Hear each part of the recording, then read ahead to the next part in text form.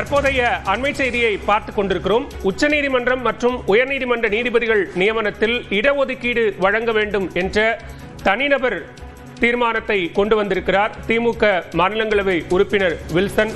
இது தொடர்பான கூடுதல் விவரங்களோடு இணைகிறார் டெல்லி செய்தியாளர் சுசித்ரா. விவரங்கள். உச்சநீதிமன்றம் மற்றும் உயர்நீதிமன்றங்களில் இடஒதுக்கீடு தேவை என்ற தனிநபர் மசோதாவை மாநிலங்களவையில் திமுக எம்பி வில்சன் தற்பொழுது அறிமுகம் செய்து தாக்கல் செய்துள்ளார்.